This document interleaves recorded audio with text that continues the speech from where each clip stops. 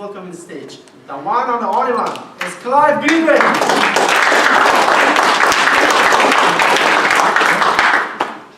Thank you, Naz. Fellow Toastmasters, we are always in a quandary even, because we're off to our home in, sounds rather grand, but we're off to our home in Palm Beach at the end of the month. And when we're there, we just love it there. With all the golden people. Ever so special, virtually, apart from the odd hurricane, which has gone now. It's just fantastic. It's just really, really great. And then we've got a place in France, in southwest France, where when we're there, we love all the wines and the cheese and all our friends there. We think, yeah, let's just stay here. And then when we're in Poole, and we're watching the boats come in and out, and we think, you know, this is the best place in the world. So you pose the question that, you know, we've been trying to answer for some years now. And I think, as I'm here, I like it here the best.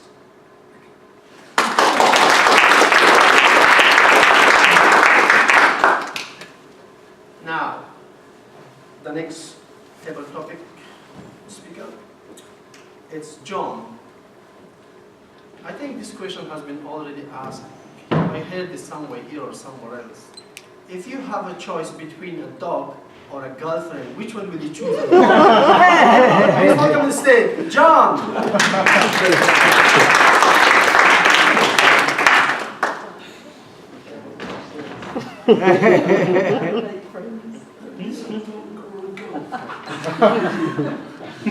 Praise the Lord and pass the ammunition.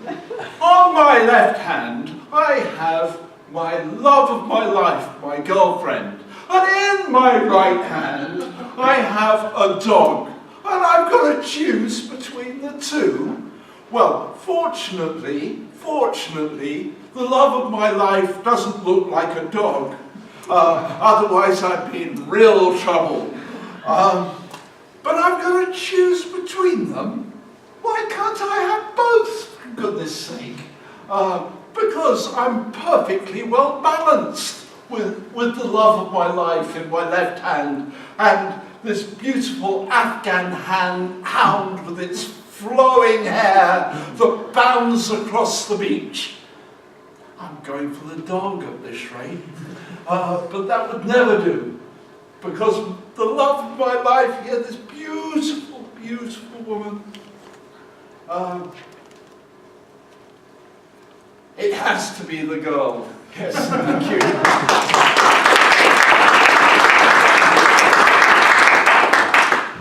Excellent, John. Well, sorry about that. I didn't have much time. He just asked me to do something.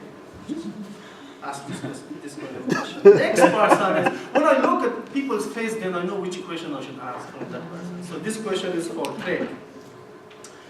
If you have a choice between food, between McDonald's and Burger King, which one will you choose and why? Please welcome on stage, Craig.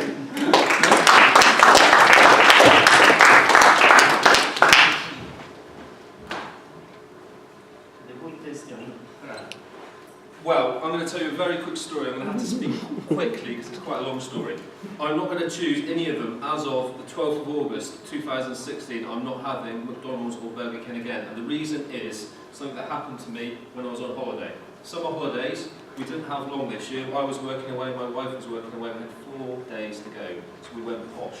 We stayed in a hotel in Portofino. It was beautiful. Normally I'm more Travel Lodge or Premier Inn or something like that, but this hotel was beautiful. Beautiful hotel, overlooking the cliff, overlooking the French Riviera. It was lovely. And because it was a beautiful hotel, everyone there was beautiful. Now, I really didn't fit in this beautiful hotel with these beautiful people. My story happens in the pool. So the pool is beautiful, as I've said. It was white, it was pristine, it was beautiful. Everyone there was beautiful. All the French ladies with their olive skins and their little bikinis. All the French men, tall, dark and handsome, and then was me. Me and the sun really don't get on. I'm either pasty and white or glowing and bright red. Pasty white, glowing bright red, that's me. So I go around the pool with all the beautiful people. There's a little corner over here. So I go in the little corner, all the beautiful people are over there. I think they'll never notice me. I'll inch my way to the pool, nice and quietly. So I get changed, behind a little table here like this, hiding behind my towel. I creep over to the pool so the beautiful people don't notice me. My white pasty body, all sweaty and not nice. I get into the pool, no one's seeing me, this is great. And all of a sudden I hear, alright! That's French apparently. So stop! Alright, stop! Who's shouting at me? And the lifeguard is shouting. He's out of his chair, he's pointing at me, he's shouting, alright! Oh, what have I done? Everyone is now looking at me and my white pasty body. And he's shouting at me, I can't speak French, he's saying, slip de bain! I have no idea what that means. And then I see the sign. A sign on the wall, no shorts, speedos only. I've got my long swimming shorts on. The whole pool is looking at me. I'm not allowed shorts. So I have to do the walk of shame to the hotel shop. And there are speedos. To add insult to injury, they don't just have normal speedos, they have canary yellow speedos. Or pink speedos. So I have to put on my canary yellow speedos in front of the whole hotel and get into the pool with my white pasty body and my canary yellow speedos. So to answer your question, I'm not having either, I'm afraid.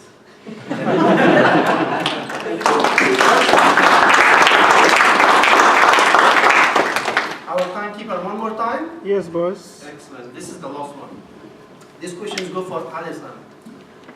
Alison, if you have a choice between two countries to spend the rest of your life in that country, one country is always hot, never get cold, and the other country is always cold, never get hot. Which country will you choose and why? Please welcome on stage, Alison.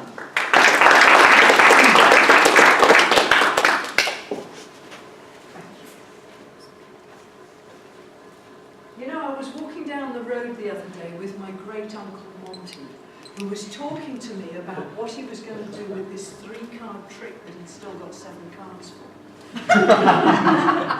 And, yeah, well, there you go. And as he was walking along, he kind of tripped up, you know, and I realised that he'd actually broken a shoelace. And I helped him to his feet and we sorted out the shoelace. And I said to him, Uncle Monty, I actually have this really big problem. Let's go and have a cup of coffee in John Lewis. We'll sit down and we'll talk about this seriously. Yes? And the question is, should I live in a hot country where actually I can glow all golden and be really cool and elegant, sorry Greg, or should we go and live in a very cold country which is so beautiful? And that is the dilemma, isn't it? So, the thing is that when you've got heat, there's not a lot you can do about it, you're hot. But if you're cold, there is this philosophy that weather is a clothing problem, eh? Yeah? So, if it's cold, we can wrap up and keep warm. Whereas if it's hot, what are we going to do about keeping cool? So I think ultimately my choice is going to be that I would like to live in a cold climate where there are beautiful icicles and snow stars and the frost sprinkles across the glass early in the morning and the trees are weighed down with snow and I'm going to be there in my 5 pairs of trousers and 2 pairs of shoes with Uncle Monty's shoelaces, 6 coats, 2 hats and a muffler on. So I'm going for cold. Thank you very much.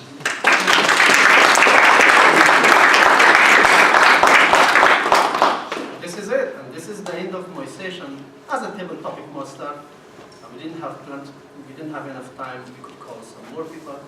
And I want to thank every single of you who participated for the table topic master. And back to Madam Toastmaster. It was amazing question, simple but so interesting, unbelievable. Now it's time again for our timekeeper to announce, to report topic times, please. Yeah, Kate, the first speaker, I couldn't remember the title, but she spoke for 1 minute and 1 second. Mona chose between John Lewis and House of Fraser. She spoke for 1 minute and 21 seconds. What country will you choose and why? Clive. 1 minute and 3 seconds. Choose between a dog or a girlfriend. John. 1 minute and 10 seconds. Greg. Choose between Burger King and McDonald's. 2 minutes and 37 seconds. And the last one, Alexin, my mentor. Choose between hot and cold country. 2 minutes. Thank you. Thank you. Now we need to vote for best Thank you very much. table topics, please.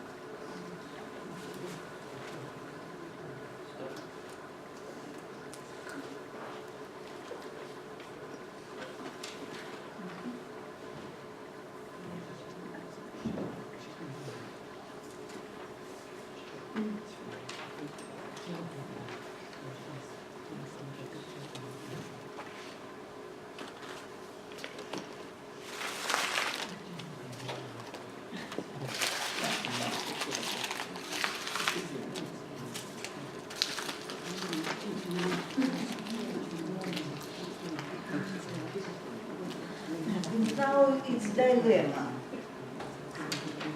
In agenda we see Nasir as topic evaluator, but he is presented, means that his role can be was taken by Socrates.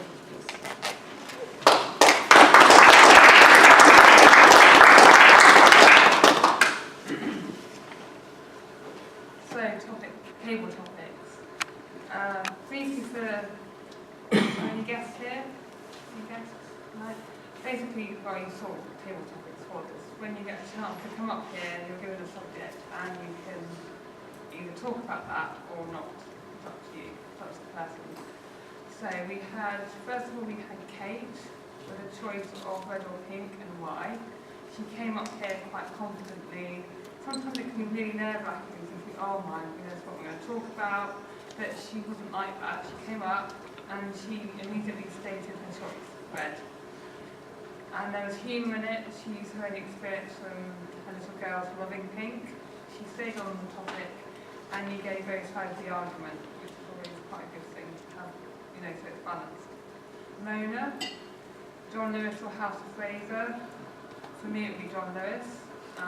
You stated your choice, you described all about John Lewis and why you liked it, and you went on to House of Fraser. And I thought you were going to stick to John Lewis, but then I was listening. I think then you decided on the House of Fraser in the end, which is cool. Clive, you came up and told us all about the different places in the house in, very wiki. So France, Florida, is that right? And Paul. And I think you decided on Paul in the end, which is, again, Paul is a lovely place and also it's Florida, but I could do without the Hurricanes personally. But John, a dog or a girlfriend? I'm not a man, but for me it would be a dog. But if you said dog and a boyfriend, that might be a different question, but we're not talking about that, are we? But dogs don't give their opinions, do they? So quite frankly, I would have a dog anytime. They don't nag, do they, really? So, my dog's like something like a cat. And you also use a lot of humour and you use a rhetorical question. They ask me how to spell, but I just did that. I'm not having a spelling test. Greg, what I really love about Greg when he does table topics, is more often than not, we don't actually hear the answer to the question. That's okay, that's something outside the box. And McDonald's or Burger King, well, for me it would be neither. They're food crap. You've my language. Yes, he was supposed to. If you saw the documentary with Jamie Oliver about chicken nuggets, none of you, I can assure you, would ever eat chicken nuggets from that tastes good. It's extremely disgusting. I'm an ex-vegetarian as well, so. But you did go off the subject. It was very funny, the story you told about the hotels these days. Bright canary yellow, yeah, or pink, I mean, what is movement, and all that. Alison, either in a hot country or cold. For me, I think I'd rather spend my life in a cold country. Did Australia, no thank you. Quite frankly, you can keep Australia. So you did go off topic slightly, but then you read it back quite well. I loved how you used part of five speech, and you used something else you used, but I can't actually remember what it was now. But you did use elements of everybody's speech, and instead of using so I should have used hiatus tonight. But did I use and pauses? So yes, so that's a great topic session, and I look forward to the next topic session. I always myself like coming up here and speaking as well. So overall, it was a great session.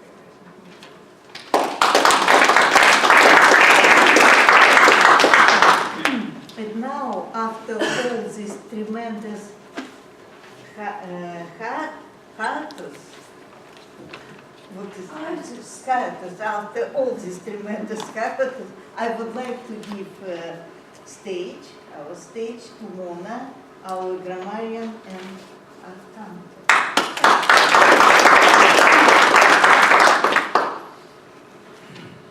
I have to say there was a bit of alliteration there with ignoble intentions from Philip, and wasn't that lovely when you put that against Nobel winners as well, juxtaposing that. We had Carol use hiatus in his speech, and Olga got that in. And as I remind myself now, because there was a lot of preparation for the speech I did, which was my first one not so long ago, and there's been a hiatus. I shall have to start thinking again of my next one, probably tomorrow, which I understand Jeremy and Tony have put together. An indication for certain people on the list who have signed up for tomorrow, so I'm looking forward to that. I wanted to say that there weren't a lot of ums and ahs. I think I just counted one. But something I'd like to point out is the word like.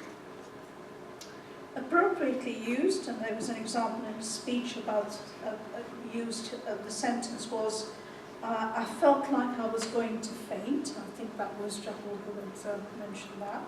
But another thing a sort of use of it, which is inappropriate and this tends to be used, is as a pause to say, like I was going to do so and so, or maybe you could use that I was going to do so and so. It's used as a pause, it's used almost as I can't think of something else, so I'm going to stop here and use like, and it's a good idea to remove that and replace it. That was the only thing that I was going to point out, but it was brilliant use of language in the speeches as well. I got so caught up in the speeches that I wasn't sort of writing away, but it's lovely to sit here and hear it. Thank you.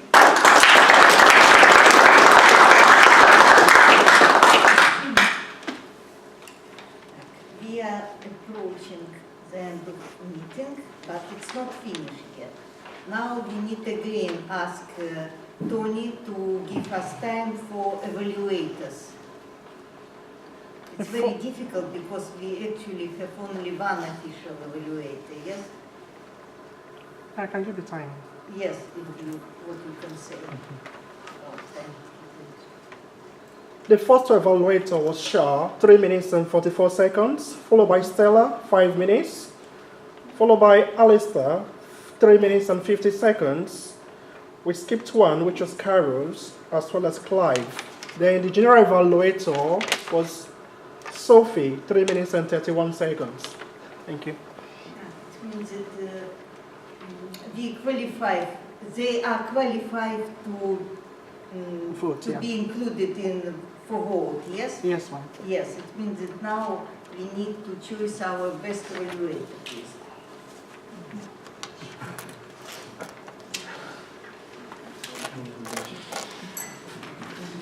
Yeah, if we come out of the meeting, so she kind of, she didn't know we are supposed to vote. But usually when we have the general evaluations like that, we don't vote. So but because they came out and did the session themselves, I think they deserve an award for it. Thank you.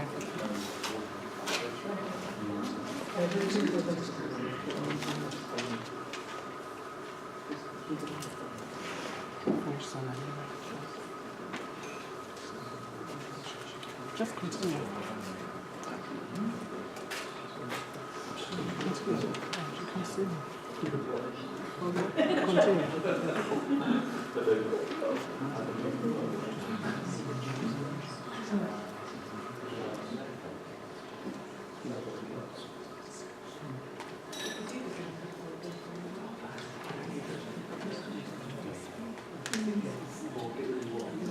Continue. Now it's closing comments. After talking so much, I still need to say something. It's closing comment. What is it? It was very easy to work with you because everybody followed agenda with some deviation, and everything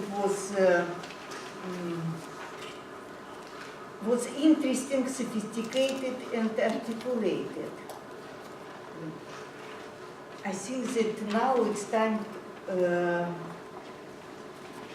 for our president, Jeremy Bradshaw.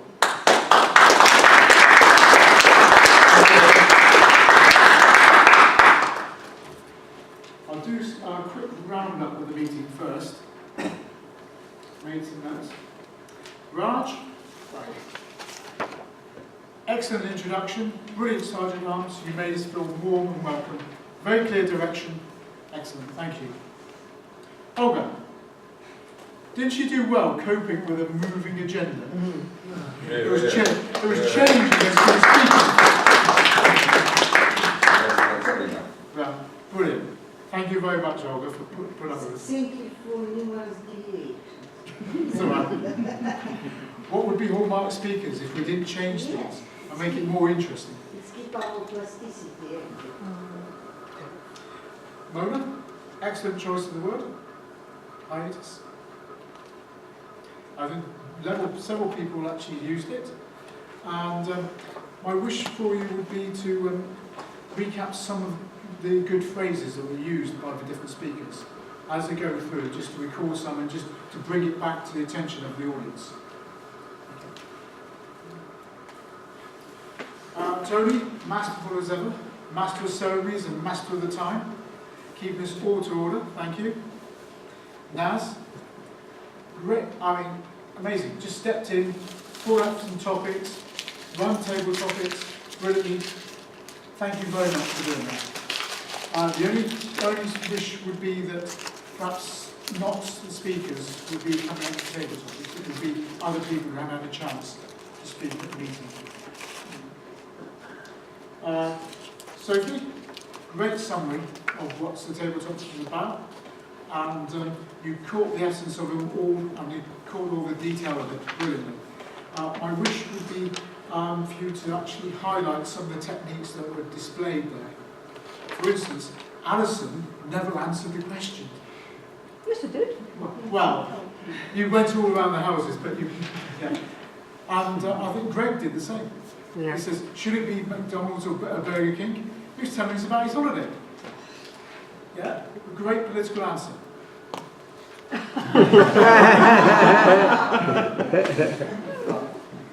Okay. A little bird told me that Janine, who came second in the area contest, is now actually in the district contest. Whoa!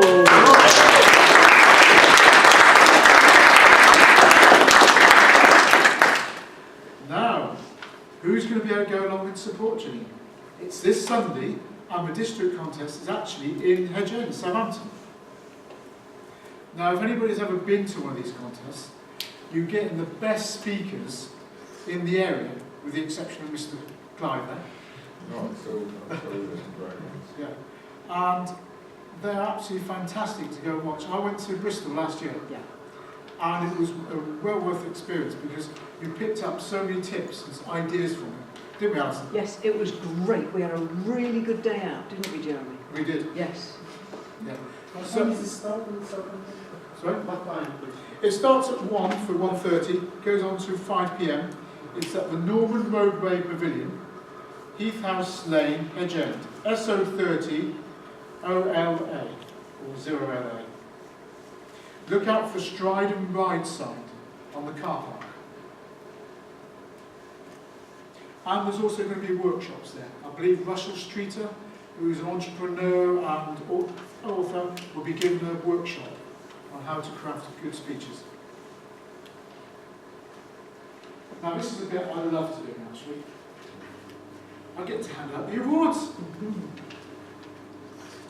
So, best evaluator, Mr. Shah.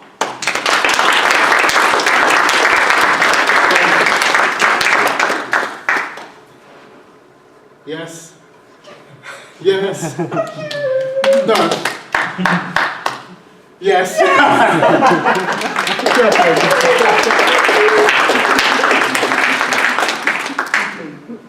Well, bang, what a picture, what a photograph. Best speech. Well,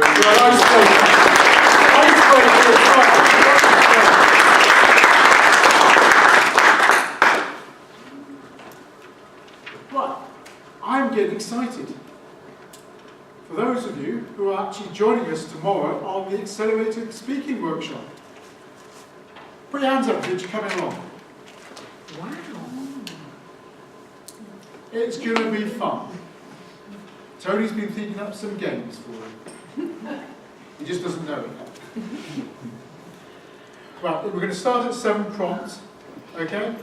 And it's going to be at the Mad Cucumber. Everybody's welcome to come along and be part of the audience. Because especially the first session is going to be more tutorial and more educational. But I promise you, it's going to be different and it's going to be fun. I can see Tony's waiting in the wings to actually offer you some more chances to some poison of becoming. We only got 3 meetings, haven't we? Yeah. 3 meetings left to get your dosage of poison.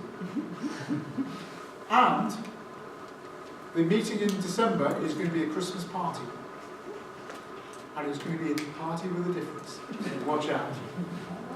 Let me hand over to Tony.